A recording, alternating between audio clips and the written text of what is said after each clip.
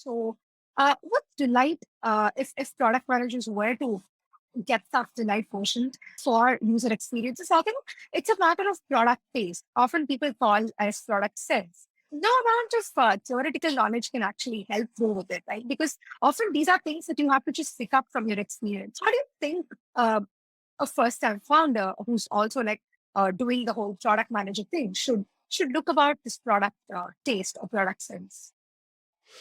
There's a lot of things out there that can kind of help build products. There's a lot of content I will say right now that can kind of help you um, learn about product sense. But I think the biggest thing, unfortunately, is you just kind of have to do it and make some mistakes and start to learn where it's like I can spot potholes 10 steps ahead of my more junior members of my team. It's those things of like I can just like see the things coming together. And sometimes you don't even know exactly what. You get that little bit of like spidey sense of like something feels off about this. And then you can start to poke in and figure out where. I think the biggest thing for me on building product sense is again, I always go back to questions apparently. That's my mind just works in questions. But the to me, it's like product sense can be boiled down to a couple of questions. One of which is, what's the next, basically, what's the next thing I need to know?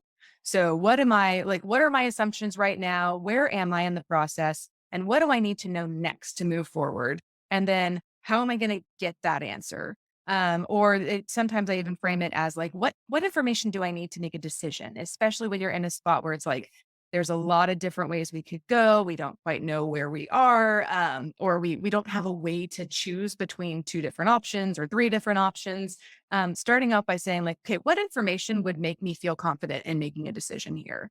Mm. And then how can I get that information? And then you go off and typically it's like, okay, so I'm going to go do some user research here. I'm going to go estimate my workload here. I'm going to see how much this thing would cost. And then once you get that information, sometimes it gives you the answer that you need to make that decision, but sometimes it opens a new question. And then you can say, okay, now what information do I need? So it's always looking at like, what information do I need next? And then how can I go about getting it? And if you just repeat that process enough, you start to look at where do I need to dig in?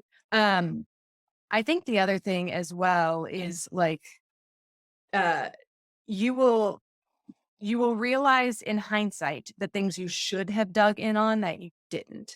You will say, "What do I need to make this decision? Nothing. I know where I'm going." And then you'll make the wrong decision. And the next time you will know, man, I really should have looked at that. I really should have like learned more here. And I might have made the same decision, but I would have made it knowing what I was getting into.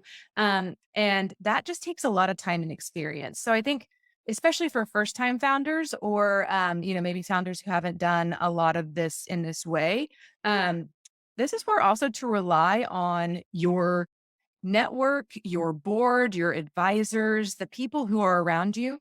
Chances are most of them have made those mistakes and have done those things. And so when you just kind of like use the resources at your disposal, if you haven't built that product sense yet yourself, to borrow it from other people, and to kind of, tell them the things you're looking at, tell them the things you're thinking. Here's the research that I have. Here's, the decision I think I'm going to make. And let their red flags go off and say, "Oh, okay, have you thought about that?" Um, Yeah. and and then be willing to listen to that when they make those, when they ask those kinds of things.